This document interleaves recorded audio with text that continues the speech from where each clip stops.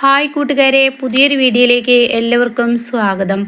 അങ്ങനെ സുശീലയുടെ മുന്നിൽ വെച്ചിട്ട് രവി പറയാണ്, നിനക്ക് ഇവിടുത്തെ കാർ എടുത്തൂടെ, എന്തിനാ ഇങ്ങനെ കിടന്ന് ബുദ്ധിമുട്ടുന്നത്, അതിനൊക്കെ പൈസ കൊടുക്കണ്ടേ, എണ്ണ അടിക്കാൻ ഇത് എടുത്തൂടെ എന്നൊക്കെ ഇങ്ങനെ പറഞ്ഞ ഉടൻ തന്നെ എൻ്റെ കുടുംബത്തിന് വേണ്ടി ബുദ്ധിമുട്ടുന്നത് എനിക്ക് സന്തോഷമേ ഉള്ളൂ എന്ന് പറയാനായിട്ടാ. അപ്പോൾ ഉടൻ തന്നെ നിൻ്റെ ഈ ബുദ്ധിമുട്ടൊക്കെ ഇപ്പോൾ സത്യൻ്റെ കല്യാണത്തോടു കൂടി കഴിയുമല്ലോ എന്ന് രവി പറഞ്ഞ ഉടൻ തന്നെ സുശീല ഇങ്ങനെ ചൂളി നിൽക്കുന്നുണ്ട് കേട്ടോ. ഇതേ സമയം സുശീലയുടെ മുഖത്തും ഹർഷയുടെ മുഖത്തും നോക്കിയിട്ട് പെട്ടെന്ന് അങ്ങ് ഇന്ദ്രൻ പറയാണ്, അതെ ഈ ഒരു അവസ്ഥ എൻ്റെ കുടുംബത്തിന് വേണ്ടി ഞാൻ പലതും കഷ്ടപ്പെടുമ്പോൾ എൻ്റെ അമ്മ കാണിച്ചു കൂട്ടുന്നത് എന്താണ്, ഇപ്പം തന്നെ കണ്ടില്ല എൻ്റെ അമ്മ കാട്ടിയത് എന്ന് പറഞ്ഞുകൊണ്ട് തന്നെ സുശീല പറയും, ഞാൻ എന്ത് കാട്ടിയടാ എന്ന് ചോദിച്ച ഉടനെ തന്നെ ഞാൻ ഇന്ന് പറഞ്ഞതാണ് അടക്കം കഴിയുന്നതിന് മുന്നേ അങ്ങോട്ടേക്ക് എത്തണം, എന്നിട്ട് എൻ്റെ അമ്മ എന്താ ചെയ്ത് ഹർഷയുടെ അടുത്തോട്ട് വന്ന് എന്തിനാണ് നമുക്ക് ഇങ്ങോട്ടേക്ക് വരേണ്ട ആവശ്യം എന്ന് ചോദിച്ച ഉടനെ രവിക്ക് ചില സത്യങ്ങളൊക്കെ മനസ്സിലായിട്ട് അങ്ങനെ രവി ഇങ്ങനെ തലകുനിച്ചിങ്ങനെ നിൽക്കുകയാണ്. ഇതേ സമയം ശരിയാണ് പറയുന്നത് എന്ന ആ ഭാവത്തിൽ നിൽക്കുകയാണ്. ഈ സമയം ഞാനിപ്പോൾ ഹർഷയുമായി ഇങ്ങനെ സംസാരിക്കാനല്ല, അപ്പോഴേക്ക് ഹർഷ പറയണേ, അതെ അവർക്ക് നല്ല സങ്കടമുണ്ട്, എന്നോട് പറഞ്ഞ സങ്കടം ഒന്ന് മാറുമല്ലോ എന്ന് കരുതിയിട്ട് ഇങ്ങോട്ടേക്ക് വരുന്നത്, സത്യൻ്റെ കല്യാണം ഇനി നടക്കില്ല എന്നൊക്കെ പേടിയാണ് ആൻറ്റിയുടെ ഉള്ളിൽ എന്നൊക്കെ ഇങ്ങനെ പറയാനായിട്ടാണ്. ഇതേ സമയം അത് കേട്ട ഇന്ദ്രൻ പറയണേ, ഇനി നിൽക്കണ്ട, നമുക്ക് പോവാം, ഇങ്ങനെ ഇവിടെ നിന്ന് സംസാരിച്ച് കഴിഞ്ഞ് അവിടുത്തെ അടക്കവും ഒക്കെ കഴിഞ്ഞ് ലാസ്റ്റ് ഒന്നും കാണാതെ ഇങ്ങോട്ടേക്ക് പോരേണ്ടി വരുമെന്ന് പറഞ്ഞ് അവിടെ നിന്ന് ഇറങ്ങാനായിട്ടോ. ഉടൻ തന്നെ അവിടെ ഹർഷയുടെ മുന്നിൽ വെച്ച്, അല്ല ഇന്ദ്ര, ഇനി കന്യാശ്ശേരി മനയിലോട്ട് ഇനി പോവാന്നൊക്കെ പറഞ്ഞു കേട്ടോ നിൻ്റെ ഭാര്യ വീട്ടിലോട്ട് എന്നൊക്കെ ഇങ്ങനെ പറയുമ്പോൾ പെട്ടെന്ന് സുശീലയെ ഇങ്ങനെ ഇന്ദ്രൻ നോക്കുക, അക്കാര്യം ഇവിടെ വന്ന് പറഞ്ഞു എന്നുള്ള ഭാവത്തിൽ ഇങ്ങനെ തുറിച്ച് നോക്കുമ്പോൾ സുശീല പറയണേ, ഞാൻ പറഞ്ഞതല്ല ഇത്, ഇങ്ങനെ പറയുന്ന കൂട്ടത്തിൽ കന്യാശ്ശേരി മനയെക്കുറിച്ച് പറഞ്ഞപ്പോൾ രവി അവിടുത്തെ കാര്യങ്ങൾ എന്നോട് പറഞ്ഞതാണ്. അത് കേൾക്കുന്ന രവി പറയുന്ന കാര്യം എന്താ പറയുകയാണെങ്കിൽ, നിൻ്റെ ഭാര്യ വീട്ടുകാർ ഇപ്പോൾ ഭയങ്കര പണക്കാരാണ്, കാരണം ഈ കന്യാശ്ശേരി മനയെക്കുറിച്ച് നിനക്കറിയായിട്ടാണ്, അവരുടെ ഭൂലോക സ്വത്തുക്കളാണ് ആ നാട് മുഴുവൻ, എന്തിനു പറയണം, അവരുടെ ഭൂമിയാണ് മിക്ക സ്ഥലങ്ങളിലും അവർ പാട്ടത്തിന് കൊടുത്തിരിക്കുകയാണ്, അങ്ങനെയുള്ള ചരിത്രങ്ങളൊക്കെ ഇങ്ങനെ പറയാനായിട്ടാ. അപ്പോൾ അതൊക്കെ കേൾക്കുന്ന സുശീല ആകെ ഞെട്ടിപ്പോവാണ്. അപ്പോൾ ഉടൻ തന്നെ ഇനി പോവാം, ഇനി അധികം നിൽക്കണ്ടെന്ന് പറഞ്ഞിട്ട് ഇന്ദ്രൻ ഇറങ്ങുകയാണ്. അപ്പോൾ ഇറങ്ങുന്ന സമയത്ത് തൻ്റെ അമ്മയെ കാറിൽ കയറ്റിയതിന് ശേഷം ഇന്ദ്രൻ തിരിഞ്ഞ് നോക്കുമ്പോൾ ഹർഷ കാണാൻ തൻ്റെ വയറ്റിൽ ഇങ്ങനെ കുഞ്ഞിനെ ഇങ്ങനെ തലോടുന്നു കേട്ടോ, നിൻ്റെ കുഞ്ഞല്ലേ എന്നുള്ള ആ ഭാവത്തിൽ ഇങ്ങനെ തലോടുന്നു. പിന്നീട് ഇന്ദ്രനെ അങ്ങ് കയറി പോവുകയും ചെയ്തു. ഇതേ സമയം രവിയോട് ചോദിക്കുകയാണ് ഹർഷ, എന്തിനാണ് ഇന്ദ്രേട്ടൻ ഇങ്ങനെ കന്യാശ്ശേരി മനയെ കുറിച്ചിട്ട് ഇങ്ങനെ പറഞ്ഞതിനൊക്കെ പറയുന്നത്, സുശീലാൻറ്റി ഇനിയിപ്പോൾ എന്തായാലും സ്വത്തുക്കൾ ഉള്ളത് കൊണ്ട് അങ്ങോട്ടേക്ക് പറഞ്ഞേക്കും എന്നുള്ള വാക്കുകളൊക്കെ പറയേണ്ട ആവശ്യം എന്താ എന്ന് ചോദിക്കാൻ കേട്ടോ. അപ്പോൾ അത് കേട്ട ഉടൻ തന്നെ ഹർഷയെ ഞെട്ടിപ്പിക്കുന്ന മറുപടിയാണ് രവി പറയുന്നത് കേട്ടോ. അതെ, അവർ തമ്മിൽ ഒന്നിപ്പിച്ചാൽ ഒരു ഗുണമുണ്ട്, ഈ വീട്ടിൽ നടക്കുന്ന പല നാടകത്തിൻ്റെയും തിരശീല അതോടുകൂടി അങ്ങ് വീഴുമെന്ന് പറഞ്ഞിട്ട് ഇത് കേൾക്കുന്ന ഹർഷ ആകെ ഞെട്ടിപ്പോവാണ്. എന്താ അപ്പോൾ രവി ഇങ്ങനെ പറഞ്ഞത് എന്നുള്ള ആ ഭാവത്തിൽ ഹർഷ ഇങ്ങനെ നിൽക്കുകയാണ് കേട്ടോ. എന്നിട്ട് ഹർഷ, രവിട്ടൻ എന്താ അങ്ങനെ പറഞ്ഞത്, അതെനിക്ക് മനസ്സിലായില്ല, എന്ത് തിരശീലയാണ് ഇവിടെ വീഴാൻ പോകുന്നത് എന്ന് പറഞ്ഞോളം തന്നെ, അതല്ലേ അന്ന് അനുപമ ഇവിടെ കയറി വന്നപ്പോൾ നിങ്ങളെല്ലാവരും കൂടി ഇന്ദ്രനെ ഒളിപ്പിച്ചതും സുശീല ആൻറ്റി പിന്നീട് പുറത്തു വന്നതും ആ രംഗമൊക്കെ ആലോചിക്കുമ്പോഴേ അത് പിന്നെ സുശീല ആൻറ്റി പെട്ടെന്നുള്ള ആ ഒരു ഇതിൽ അങ്ങനെ ചെയ്തു പോയത് കൊണ്ടല്ലേ എന്ന് പറയുമ്പോൾ, അത് തന്നെ, ഇങ്ങനെ ഒളിച്ചും പാത്തുള്ള കളിയൊന്നും ഇനി വേണ്ടല്ലോ, കാരണം സുശീല ആൻറ്റിക്ക് ഒരു തോന്നലുണ്ട്, അതൊക്കെ പറയുന്നത് ഒരു ആക്കിയ രൂപത്തിലാണ് കേട്ടോ രവി പറയുന്നത്. എന്നിട്ട് പറയണ, സുശീല ആൻറ്റി ഇങ്ങനെ അനുപമയെ തള്ളിക്കളയുന്ന എന്തിനു വേണ്ടിയിട്ടാണെന്ന് അറിയോ, അവളുടെ കയ്യിൽ പണമില്ല എന്ന് കണ്ടതുകൊണ്ട്, എന്നാൽ കോടീശ്വരുടെ സ്വത്തുകാരിയാണ് അവളെന്ന് അറിഞ്ഞു കഴിഞ്ഞ സുശീല ആൻറ്റി കന്യാശ്ശേരി മനയിലോട്ട് തീർച്ചയായും ഇന്ദ്രനെ അങ്ങ് പറഞ്ഞു വിടുമെന്ന് പറയട്ടോ. അത് നിങ്ങൾ പറഞ്ഞത് ശരിയാണ്, സുശീല ആൻറ്റിക്ക് ആ ഇളക്ക് ഇപ്പോൾ തന്നെ തുടങ്ങിയിട്ടുണ്ട്. എന്തായാലും അതാണ് ഞാൻ പറഞ്ഞത്, കുറേയൊക്കെ തിരശീല വീഴുമല്ലോ, ഈ ഒളിച്ചും പാത്തുള്ള കളിയും ഒളിച്ചും പാത്തുള്ള വരവും അതൊക്കെ അങ്ങ് നിൽക്കുമല്ലോ എന്ന് പറയട്ടോ. അപ്പോൾ ഇതൊക്കെ കേട്ട് ഹർഷയ്ക്ക് ഇങ്ങനെ വലിയൊരു സുഖമില്ലെങ്കിലും രവി എന്തൊക്കെ അറിഞ്ഞും കൊണ്ടാണ് തന്നോട് സംസാരിക്കുന്നതെന്ന് ഹർഷയ്ക്ക് മനസ്സിലായിട്ടോ. അങ്ങനെ ഹർഷ ഇങ്ങനെ മിണ്ടാതെ ഇങ്ങനെ നിൽക്കുകയാണ്. പിന്നീട് ഹർഷ പതുക്കെ, രവിട്ടാ ഞാൻ ചായ ഉണ്ടാക്കിയിട്ടില്ലല്ലോ, പെട്ടെന്ന് പോയി ബ്രേക്ക്ഫാസ്റ്റും ചായയൊക്കെ ഉണ്ടാക്കട്ടെ എന്ന് പറഞ്ഞിട്ട് പെട്ടെന്ന് അങ്ങ് പോവാണ് കേട്ടോ. പിന്നീടാണെങ്കിൽ കാണിക്കുന്നത് അമ്പിളി അനുപമയും കന്യാശ്ശേരി മനയിലെ ആ ഒരു കിച്ചണിൽ കയറിയിരിക്കുകയാണ്. ഇന്നത്തെ വീട്ടിലെ മോഡുലർ കിച്ചണൊക്കെ ഇത് എങ്ങനെ ആക്കി എന്നൊക്കെ ഇങ്ങനെ ചോദിക്കണം, ഇന്നത്തെ കാലത്തെ കിച്ചണൊക്കെ എങ്ങനെ ആക്കിയെന്ന് അവിടെ നിൽക്കുന്ന ലളിത ആൻറ്റിയോട് ചോദിക്കുകയാണ്. അവിടെ ലളിത ആൻറ്റിയാണ് അവിടെ അവർക്ക് പണിക്ക് നിൽക്കുന്നത് കേട്ടോ, അത് കന്യാശ്ശേരി മന കൊണ്ട് കിടക്കുന്നവരാണ്. അപ്പോൾ അവർ പറയുകയാണ്, അതൊക്കെ 10 വർഷങ്ങൾക്ക് മുന്നേ ദേവകിയമ്മ വന്നപ്പോൾ ചെയ്തതാണ് എന്നൊക്കെ ഇങ്ങനെയുള്ള വാക്കുകൾ പറയാൻ കേട്ടോ. എന്തായാലും അത് കൊള്ളാം എന്നൊക്കെ പറയാം. അപ്പോൾ ചീരു ഇങ്ങനെ ഒരു ഭാഗത്ത് അടിച്ചു ഊരുന്നുണ്ട്. അപ്പോൾ ഈ സമയം അമ്പിളി ഫ്രിഡ്ജൊക്കെ തുറന്ന് വന്നിട്ട് പറയണം കുറേ സാധനങ്ങൾ മേടിക്കാനുണ്ട്, കുറേ ഒഴിവാക്കാനുണ്ട്, ഉപയോഗിക്കാതെ വെച്ചത് കൊണ്ട് ഒഴിവാക്കാനുണ്ട്, കുറേ പാത്രങ്ങൾ മേടിക്കണം. അതിനെന്താ തമ്പായിയോട് പറഞ്ഞാൽ മതി, തമ്പായി മേടിച്ച് തരുമെന്ന് പറയട്ടെ. അങ്ങനെ ഞങ്ങൾക്ക് ആർക്കേണ്ടേയും കൈയും കാലും പിടിക്കേണ്ട ആവശ്യമൊന്നുമില്ല, ഞങ്ങൾക്ക് വേണ്ടത് ഞങ്ങൾ പോയി മേടിച്ചോളാം എന്ന് അമ്പിളി അപ്പം തന്നെ മുഖത്തടിച്ചതുപോലെ പറയണത്. അപ്പോഴേ തന്നെ അവർക്ക് ഇഷ്ടപ്പെടുന്നില്ല. അവർ ഇങ്ങനെ ഇടങ്ങണിട്ട് നോക്കുന്നുണ്ട്. പിന്നീട് ചായയുമായി അങ്ങോട്ടേക്ക് വാ എന്ന് പറയാം. അപ്പോഴേ ചീര് വരുന്ന കേട്ടോ. ചീര് വന്ന പാട് ചീര് പറയണ 2 റൂം ക്ലീനായി കിടക്കുന്നുണ്ട്, ബാക്കിയുള്ള റൂമിലൊക്കെ ആകെ പൊടിയാണ്, അതൊക്കെ ക്ലീൻ ചെയ്തെടുക്കണം, നല്ല കഷ്ടപ്പാടുണ്ട് എന്നൊക്കെ ഇങ്ങനെ പറയുകയാണ്. അപ്പോൾ ഉടൻ തന്നെ അതിലേറ്റവും നല്ല റൂം നമ്മുടെ ദയ എടുത്തിട്ടുണ്ടാവുന്ന അനുഭവം പറയണം. അത് ദയയും മഞ്ചാടി എടുക്കൽ കഴിഞ്ഞു എന്ന് പറയണ്ട.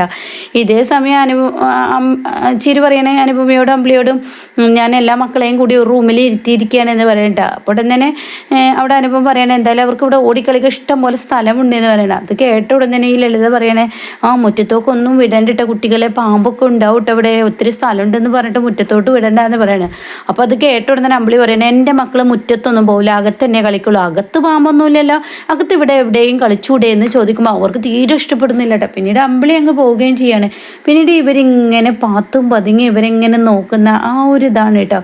അപ്പോൾ ഇവർ മക്കളും അമ്പിളിയും ചീരുവും എല്ലാവരും കൂടി ഇങ്ങനെ ഒന്നിച്ച് നിന്നിങ്ങനെ ചിരിച്ച് കളിച്ച് സംസാരിക്കുമ്പോൾ ഇവരുടെ മനസ്സിൽ എന്തൊക്കെയോ ഒരു ദുരൂഹത അങ്ങനെ കാണിക്കുന്നുണ്ട് കേട്ടോ.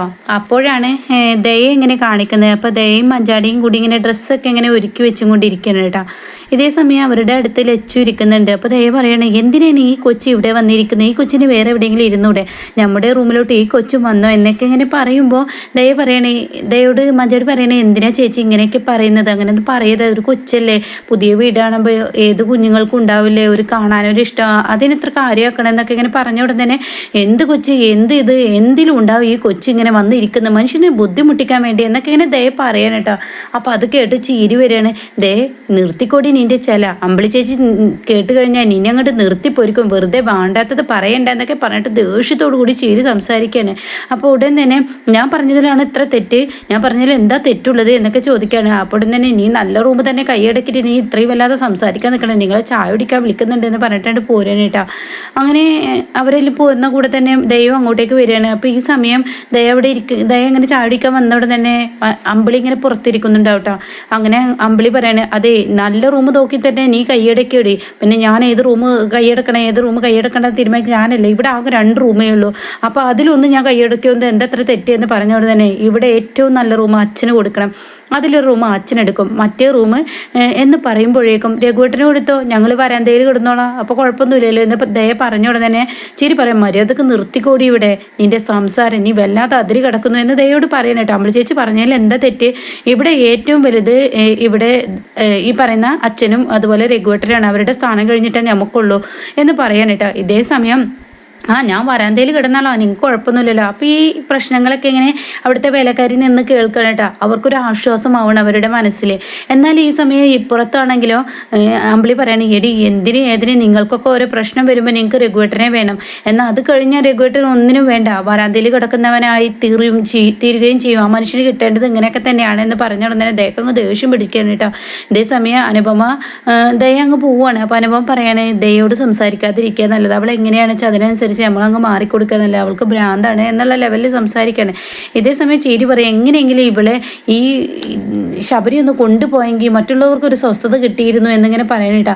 അപ്പോൾ ഈ സമയം അങ്ങോട്ടേക്ക് ദയ അങ്ങ് പോയിട്ട് പിന്നീട് ആ പെട്ടിയെ ഒക്കെ അവിടുന്ന് ലഗേജ് ആ റൂമിൽ നിന്ന് എല്ലാം എടുത്തിട്ട് ദയയും മഞ്ചാടി ഒരേപോലെ അഹങ്കാര ഭാവത്തോടു കൂടി ഒരേപോലെ ആ ഡ്രസ്സുകളെല്ലാം എടുത്ത് പുറത്തോട്ട് പോകുമ്പോൾ അവിടെ ചിരു ചോദിക്കുകയാണ് എന്താടി നീ കിടന്ന് കാട്ടിക്കൂട്ടുന്നത്, അപ്പോഴേക്കും മഞ്ചാടിയും കൂടെ പോകുന്നുണ്ട് കേട്ടോ. ഉടൻ തന്നെ എടി നീ ഇവിടെ എന്നും ഇവിടെ താമസിക്കാമെന്നൊരു തോന്നൽ നിനക്കുണ്ടോ, അത് വേണ്ട, പിന്നെ ഞാൻ എന്ത് വേണം, ഈ വീട്ടിൽ ഞാൻ താമസിക്കില്ല എന്നാണ് നിങ്ങൾ പറയുന്നത്, ഈ വീട്ടിൽ നിങ്ങൾക്ക് മാത്രം ഞാൻ വിട്ടു തരാനെന്നാണ് പറഞ്ഞത്. അത് കേൾക്കുന്ന അനുഭവം പറയാൻ അങ്ങനെയല്ല, നിനക്ക് ഭർത്താവിൻ്റെ വീടല്ലേ ഈ വീട് എന്ന് കരുതി നീ എന്നും ആശ്വാസത്തോടു കൂടി ഇരിക്കണ്ട എന്നൊക്കെ ഇങ്ങനെ പറയണ്ട. അപ്പോൾ ഇവർക്കിത് കേൾക്കുമ്പോൾ നല്ല സന്തോഷമാവുകയാണ് ഈ വേലക്കാരിക്ക്.